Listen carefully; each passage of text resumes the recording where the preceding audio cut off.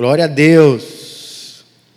Que bom estarmos aqui reunidos em mais um domingo para adorar o nome do Senhor. Fico feliz de encontrar todos os irmãos. Louvo a Deus pela sua vida, por você estar aqui adorando ao Senhor em meio a esse tempo. Graças a Deus o Senhor tem nos guardado. Mas damos graças a Deus por tudo, né? Abra sua Bíblia no livro de Atos, capítulo 1. Os discípulos em Jerusalém. Posso ler, irmãos? Diz assim a palavra de Deus. Então voltaram para Jerusalém, do monte chamado Olival, que dista daquela cidade tanto quanto a jornada de um sábado. Quando ali entraram, subiram para o cenáculo, onde se reuniam Pedro, João, Tiago, André, Filipe, Tomé, Bartolomeu, Mateus, Tiago, filho de Alfeu, Simão, o Zelote, Judas, filho de Tiago, e todos estes perseveravam, põe aqui em cima da mesa mesmo, unânimes em oração, com as mulheres, com Maria, mãe de Jesus, e com os irmãos dele. Nós estamos num momento onde a igreja está se preparando para receber a promessa do Espírito, a promessa de um grande avivamento que viria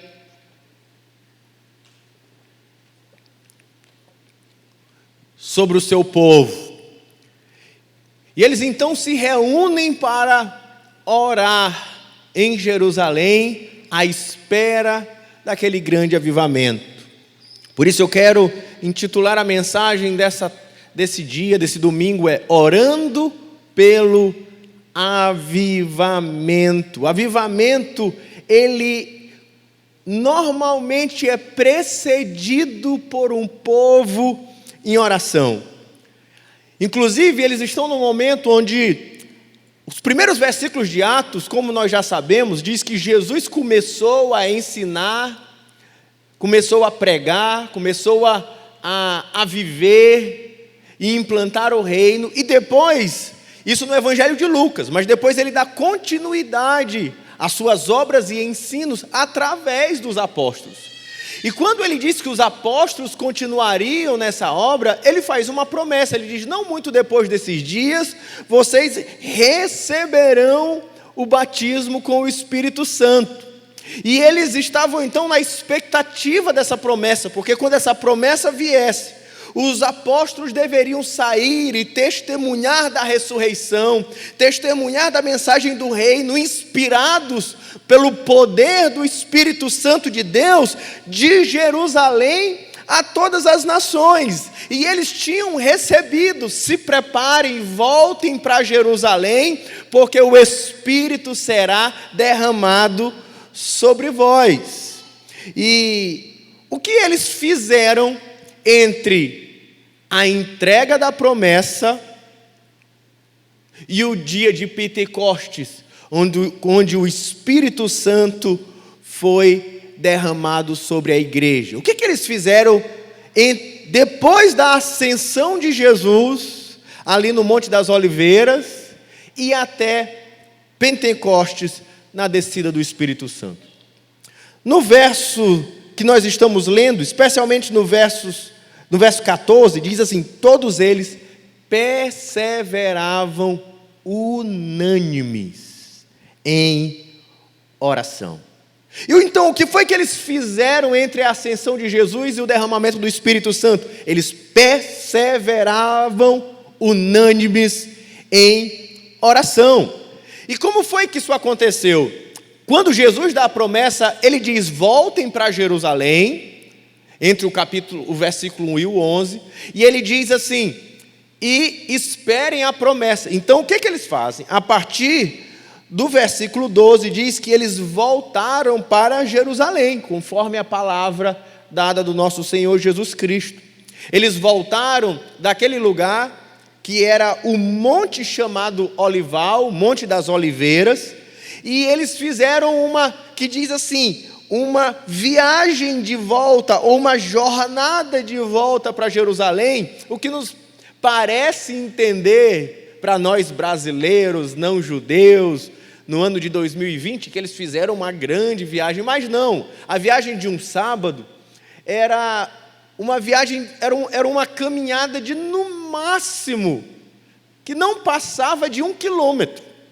Era uma curta caminhada que eles fizeram voltando do Monte das Oliveiras até a volta para a cidade, para a casa onde eles estavam hospedados. Porque no sábado, um judeu ele não podia viajar por causa das leis judaicas.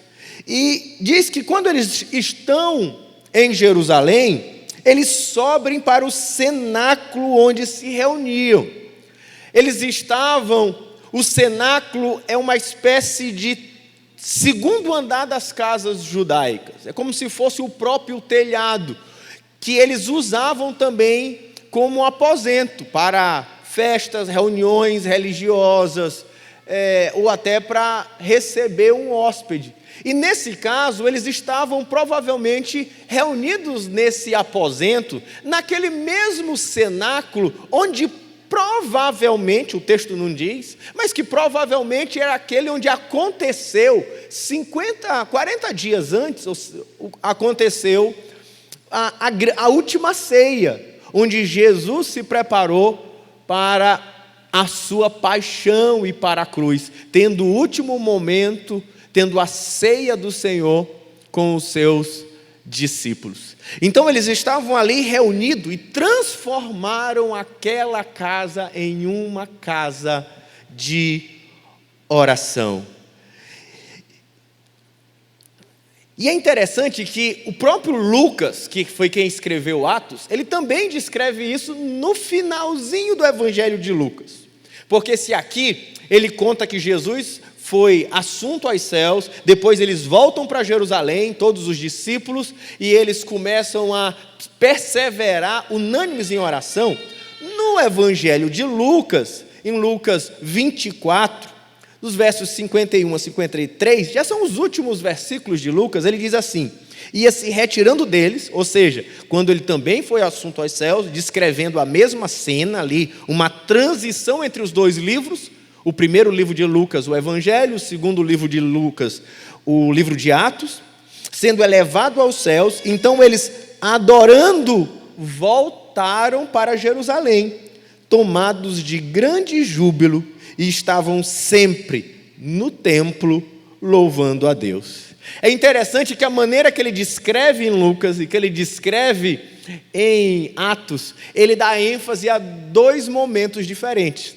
O primeiro, Lucas, o Evangelho de Lucas, descreve que eles estavam todo o tempo no templo, adorando a Deus, louvando a Deus. Eu imagino lá um pastor Jean cantando louvores, e eles continuamente adorando a Deus, liderados pelo Jean de 2000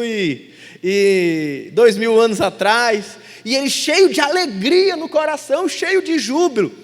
Mas eles, em Atos, Lucas resolveu dar ênfase a um outro momento que acontecia, que também era de louvor, que também era de oração, que era quando eles se reuniram na própria casa onde estavam hospedados e perseveravam orando.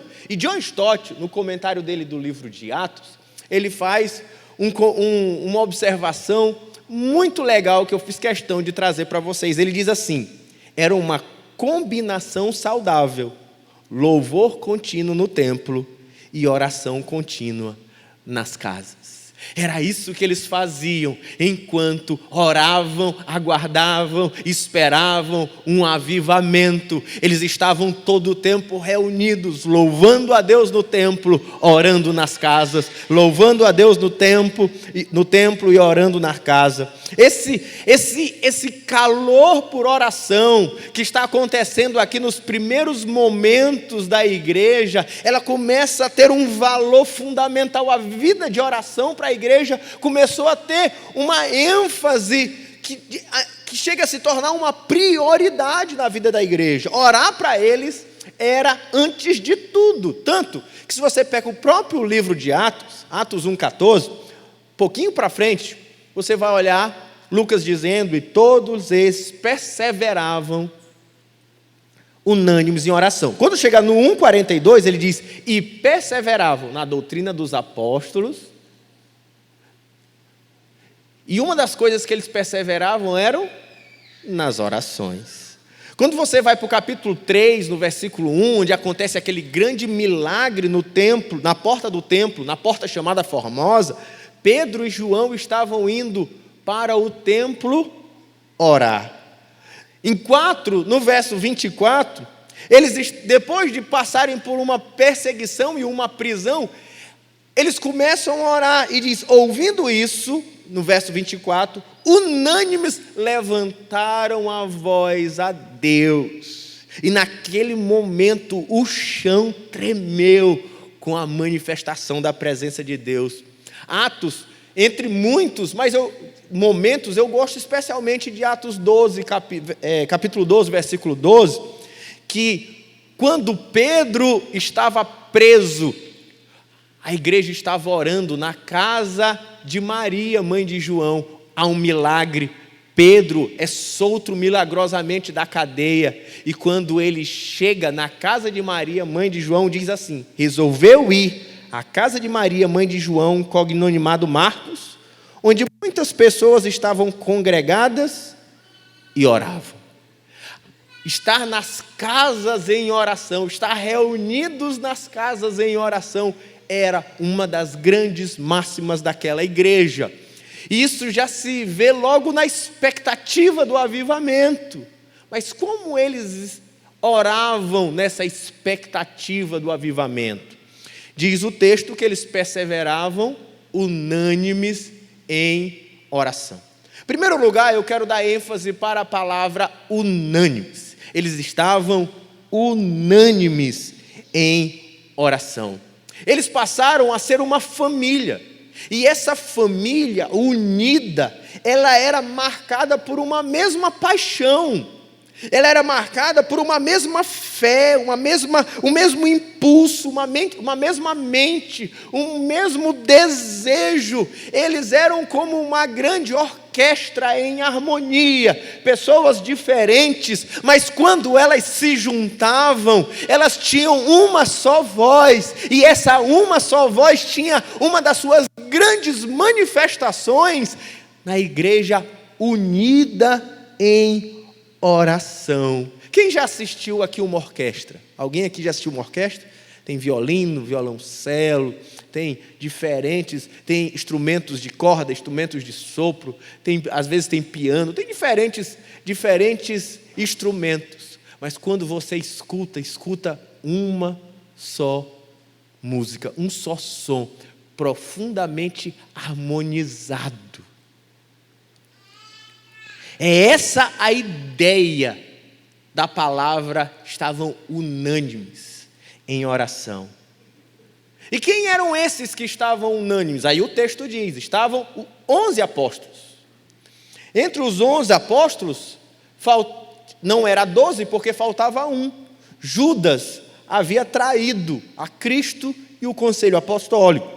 E agora, na descrição dos 11 apóstolos, eles eram claramente liderados por Pedro, sendo o primeiro nome que aparece na lista pela primeira vez. Estava também com eles mulheres. As mulheres eram discípulas que acompanharam o ministério de Jesus ao longo de toda a sua vida. Enquanto ele estava ministrando, mulheres não só os acompanharam, entre elas, provavelmente, que ele está citando aqui, deve ser Maria, mãe de Jesus, Maria Madalena, Marta e Maria, Joana, Susana, a esposa de Pedro e muitas outras. Essas são citadas no Evangelho de Lucas, por exemplo, em Lucas 8, 2, Lucas 24, 10 e 22. E a gente vai ver que essas mulheres, descritas, por exemplo, em Lucas 8, 22, elas sustentaram o ministério de Jesus. Elas eram quem supriam, eram as mantenedoras do ministério de Jesus. Mas as mulheres tiveram um papel importante porque foram as primeiras a testemunharem da ressurreição de Cristo. Elas também fizeram os preparativos para o sepultamento. Elas foram fundamentais no ministério de Jesus, andando com eles. E, por exemplo, eu vou citar esse texto de Lucas 8, diz assim: aconteceu depois disso que andava Jesus de cidade em cidade, de aldeia em aldeia, pregando e anunciando o evangelho do reino de Deus. Os 12 iam com eles, relata Lucas. Também algumas mulheres que haviam sido curadas de espíritos malignos e de enfermidades. Maria, chamada Madalena, do qual saíram 7 demônios. Joana, mulher de Cusa, procurador de Herodes. Susana e muitas outras, as quais lhe prestavam assistência com seus bens. Em terceiro lugar, estavam reunidos os irmãos de Jesus, irmãos de sangue, que pouco tempo atrás eles eram incrédulos. Por exemplo, você pode ver isso em João 7,5. Eles não acreditavam que Jesus era o Messias. Na verdade, chegaram a acusar Jesus de louco. Chegaram a dizer que Jesus, em Marcos 3,21, eles dizem que Jesus eram loucos. Eles, enquanto Jesus estava antes da cruz, antes da ascensão de Jesus, eles não criam em Jesus. Mas acontece que em 1 Coríntios, capítulo 15, versículo 7, conta que uma das primeiras pessoas que Jesus apareceu foi Tiago, irmão de Jesus, que deve ter testemunhado para os outros irmãos que se converteram e agora fazem parte dessa grande família. E é isso que é bonito, porque se você está com a sua Bíblia aberta, você vai olhar que a primeira vez que aparece irmãos aí é falando dos irmãos de sangue de Jesus. Mas Pedro usa agora a palavra irmãos com uma outra característica no versículo 15, o versículo seguinte. Diz, Pedro no meio dos irmãos, relata Lucas, e ele não está mais falando agora dos irmãos de Jesus, ele está falando que toda aquela equipe era uma grande família. Toda aquela assembleia de 120 pessoas eram todos irmãos entre si e irmãos de Jesus. E Pedro, quando vai falar com eles, no verso 16, diz: irmãos. Essa é a ideia da unanimidade. Aquele povo se tornou a família de Deus. Aquela comunidade se tornava a família de Jesus, a verdadeira família de Jesus, que já tinha sido descrito por Jesus, que a minha família é aquele que faz a minha vontade. E o que é que faziam os irmãos juntos? Os irmãos juntos oravam. A oração dos irmãos juntos revela a nossa unidade. Uma igreja unida é marcada por irmãos que oram juntos. Por irmãos que têm na sua prioridade se encontrar para orar. E por isso eu quero dizer para vocês hoje, irmãos, vamos orar juntos.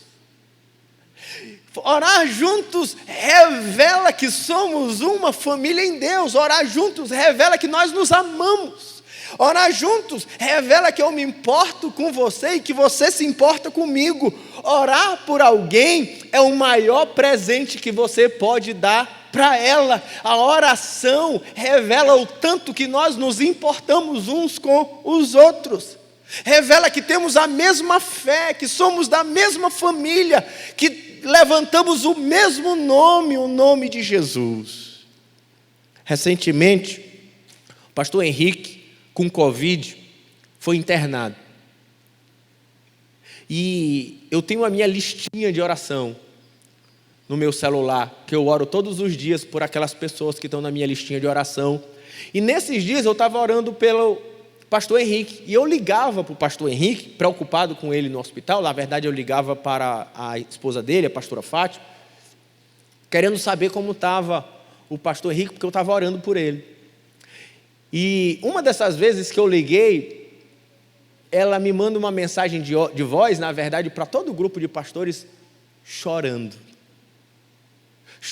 porque eu tinha ligado para dizer que estava me importando com ele e que eu estava em oração. Orar uns pelos outros revela que somos irmãos.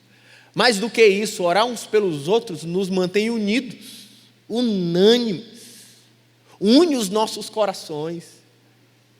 Quando você gasta tempo orando com alguém, você vai ganhando intimidade, você vai ajustando os pensamentos, você vai se tornando verdadeiramente família. Nos faz, em meio a orar juntos, a compartilhar nossas vidas, faz a gente conhecer os nossos medos, nossos dilemas, nossos problemas. E tem um grande exemplo de amigos que se tornaram irmãos através da oração, que é o Senadinho. Vocês conhecem o Senadinho aqui da igreja? Quem conhece o Senadinho? Pouca gente conhece o Senadinho, né? O Senadinho é a turma que ora às 6 horas da manhã aqui na igreja. É o pastor Afonso, pastor Luiz, pastor Júnior, o Jorge, o Washington, Hugo e muitos outros. O Paulo, eu não vou conseguir lembrar o Marcos, eu não vou conseguir lembrar o nome de todos, ou todos os que estão participando. E eles se reúnem para orar todos os dias, de 6 às 7. Quem conhece o Senadinho sabe o tanto que eles se amam, o tanto que eles valorizam o Senadinho, o tanto que eles discipulam uns aos outros ali, como um conhece a vida do outro, e eles, na verdade, abrem o coração uns para os outros todos os dias, compartilham fraquezas, conquistas, e aí se tornaram grandes amigos. Relacionamento centrado na oração. A oração nos faz unânimes.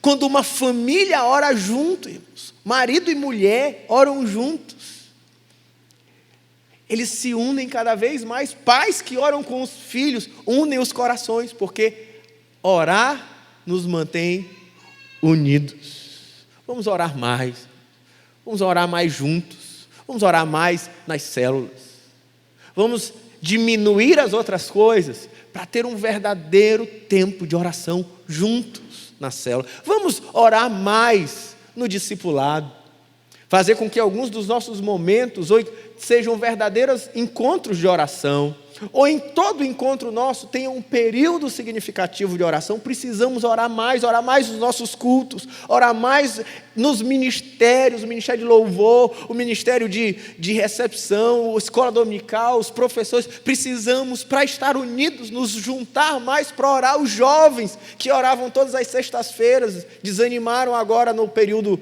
Covid. Vamos ressuscitar nossa reunião de oração, vamos orar em família, vamos perseverar em oração. E a segunda palavra que ele usa lá é a palavra da perseverança. Perseveravam unânimes em oração. Oração era prioridade na vida da igreja primitiva. O que é a ideia de ser perseverante? A ideia de ser perseverante aqui no texto é a ideia de ser dedicado à oração. É a ideia de ser fiel à oração. É a ideia de fazer algo continuamente até o fim, sem ver dificuldades. É alguém que fincou o pé e não abre mão. É isso que ele está dizendo. Esse era o valor da oração para eles. Esperando o avivamento, eles oravam e clamavam. Eles continuamente estavam em oração, perseverantes. Irmãos, precisamos ser perseverantes em oração. Para ilustrar, tem uma maratonista, que você já deve ter olhado a foto dela. Ela chega no final da maratona toda torta. Eu preparei os slides, mas não deu certo, para mostrar. Era a Gabriela Anderson. A Gabriela Anderson chega no final da maratona de 1984, maratona de Los Angeles. Era a primeira vez que havia uma prova de maratona feminina em toda a história das Olimpíadas. Uma suíça não quis desistir quando ela entra no final da corrida, dentro do estádio, e ela entra naquele estádio, o corpo dela começa a ter espasmos, ela começa a ficar totalmente enrijecida, ela começa a andar quase como um zumbi, mas ela não desistiu. Os médicos Os paramédicos foram tentar até convencê-la de parar, mas ela disse: ninguém me toca, porque ela sabia que se recebesse ajuda seria desqualificada. Mas ela foi até o final, ela perseverou, porque ela precisava vencer, ela precisava concluir, na verdade. Ela chega em 30º lugar, porque ela não ia abrir mão daquilo que era importante para ela. Oração era prioridade para os apóstolos. A gente já olhou que eles perseveravam, era uma característica da igreja, mas os próprios apóstolos instituíram os diáconos para quê? Para que eles pudessem, Atos 6,4, se dedicar, perseverar ao ensino da palavra e oração. A gente vai olhar, o próprio Paulo, em 1 Timóteo 2,1, diz: em primeiro lugar, ele diz: antes de tudo, pois, exorto que usem da prática da oração, da súplica e da ação de graça. Paulo, na mentalidade dele, diz: oração tem que estar antes de qualquer outra coisa, antes de tudo, prioridade da igreja é oração. O próprio Paulo, quando estava preso, ele era perseverante. Capítulo 16, Paulo preso. Ele e Silas, amarrados, diz que alta madrugada eles louvavam e oravam a Deus, presos. Nem a prisão poderia impedi-los. Na verdade, eles transformaram a prisão em uma casa de oração. E aquilo fez com que aquela prisão tremesse, as cadeias se abrissem e eles fossem libertos. Nada podia pará-los de orar. E quando ele vai se encontrar com os irmãos estavam em uma casa de oração. Ser perseverante em oração é um dos mandamentos que é repetido. Em Romanos 12 diz: e na oração perseverante. Colossenses 4,2 diz: perseverai na oração. O próprio Senhor Jesus deu uma parábola dizendo que nós deveríamos orar sempre e nunca esmorecer, em Lucas capítulo 18. Eu queria concluir perguntando para você: você quer viver um avivamento? Eles estavam aguardando um avivamento. Você quer viver um avivamento? Você quer para a nossa igreja experimentar um avivamento de curas, milagres, de fome, de sede pelo Senhor? A gente precisa repensar nossas prioridades. Precisamos voltar a priorizar a oração. Sabe como é que surge a nossa igreja? Que hoje tem 2.000, estava refazendo as contas, nós somos mais ou menos uns 2.500 membros. Começou na garagem da casa do Dr. Afonso, mais ou menos umas 3, 4 famílias, talvez umas 20, 30 pessoas. E todo sábado, na edícula do fundo, lá no galinheiro, que hoje a gente chama de a casa de buchudo, todo sábado, alguns irmãos se reuniam para orar e clamar pelo avivamento. Estava lá o pastor Afonso, a pastora Cristina, Fátima, a tia Flávia, estava o meu pai, algumas vezes eu. E aquela oração no galinheiro fez um avivamento que levou à salvação de milhares e milhares de pessoas, só no nosso ministério. Atrás da igreja, no começo, tinha uma frase escrito assim: quando o povo de Deus ora, o céu se move, o inferno treme e coisas novas acontecem na terra. Talvez precisamos pintar de novo aqui atrás. Quando o povo de Deus ora, o céu se move, o inferno treme e coisas novas acontecem na terra. Deus não trabalha sem oração. Nós precisamos rever as nossas prioridades. Nós precisamos seguir o exemplo do pastor Afonso, que ora todos os dias às 6 da manhã e às 6 da tarde aqui na igreja com o Senadinho. Nós precisamos orar sempre. Nós precisamos orar mais. E não adianta, eu sei que você está me ouvindo e eu estou ouvindo os seus pensamentos, dizendo assim: mas eu não tenho tempo. Não tenho tempo, pastor. John Piper, ele disse uma frase que é muito apropriada para o que a gente vive hoje. Ele disse assim: uma das maiores utilidades do Twitter e do Facebook será provar no último dia que a falta de oração não era por falta de tempo. Um dia, quando você chegar diante do Senhor e disser que você não orou porque não estava a tempo, Ele só vai abrir o controle de tempo do seu celular, que aparece para mim de vez em quando dizendo: você já gastou não sei quanto tempo já, né? O Facebook, Instagram serve pelo menos para provar para você, e naquele dia, diante de você, que o seu problema de falta de oração não era falta de tempo. Por isso, irmãos, precisamos orar. Precisamos orar por um avivamento. Quantos querem aqui um avivamento na sua vida aqui? Quantos precisam de um milagre na sua vida? Quantos querem entrar nas promessas de Deus para a sua vida? Era o que eles queriam. E se você quer isso também, você precisa orar. E eu quero dizer de público hoje, terminar dizendo: eu, Rafael, hoje, ao estudar essa palavra, me preparar para pregar para vocês, eu me arrependo. Eu me arrependo. Eu oro muito menos do que eu deveria orar. E decidi que eu, Rafael, a partir de segunda-feira estarei junto com o meu pastor, um modelo para mim, às 6 da manhã ou às 6 da tarde, todos os dias, daqui em diante, orando com ele. Porque ou você faz a oração a sua prioridade, ou nós não entraremos nas promessas de Deus. Nós precisamos mudar e mudar juntos. E eu acho que hoje é o tempo de arrepender e mudar. E poder viver como vivem alguns dos nossos irmãos já aqui, como os irmãos do Senadinho, como alguns grupos de oração que nós temos na igreja, como a reunião, todo dia, 5 horas da tarde, tem a oração das senhoras. Está lá a tia Lúcia, minha mãe, muitas senhoras da igreja. Tem muitos irmãos de oração que mantêm essa igreja de pé.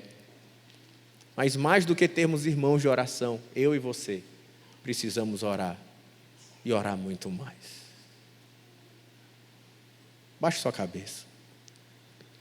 Senhor, nós entramos na Tua presença, nessa manhã, para ouvir a Tua palavra, para deixar que a Tua palavra nos desafie a ter uma vida mais profunda no Teu altar. Por isso, Senhor, eu me arrependo hoje. Me arrependo da minha falta de oração. Me arrependo da minha falta de fazer da oração a minha prioridade acima de outras tarefas na vida da igreja. Mas eu me arrependo. E os meus irmãos também, juntos nós nos arrependemos. Para fazer da oração prioridade das nossas células, prioridade nos nossos discipulados, prioridade nas nossas devoções familiares, prioridade nas nossas vidas. Assim nós oramos, Senhor, porque sabemos que o Senhor tem promessas para nós, tem um avivamento para a nossa igreja, e nós queremos entrar em oração para clamar pela Tua vontade. Aviva a Tua igreja, Senhor. Aviva com fome, com sede, com desejo intenso. Nos une em oração para sermos um só povo, uma só família, uma só voz em oração no Teu altar. em nome de Jesus. Amém.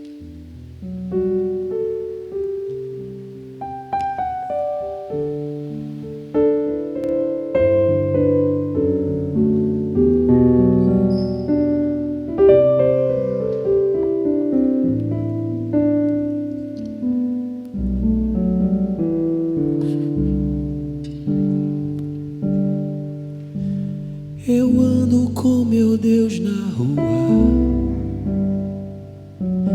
e quando chego em casa Ele está comigo. Eu falo com meu Deus na hora de dormir, e logo quando acordo digo: eis-me aqui, sou de Jesus.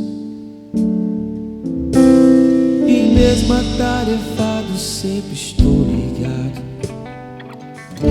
eu não abro mão da presença, do partir do pão em cada comunhão. Graças por tudo, sou de Jesus. Eu não posso te deixar, pois de uma coisa eu sei muito bem: a tua sombra que me guarda, tua misericórdia me sustém. Eu não posso te deixar, pois de uma coisa eu sei muito bem: a tua sombra que me guarda, tua misericórdia que me sustém.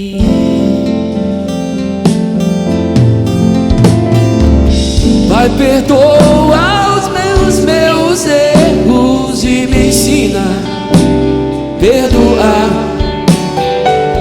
Venha a nós teu santo reino e me ensina a amar. Vai, perdoa os meus erros e me ensina a perdoar. Venha a nós teu santo reino e me ensina a amar, amar.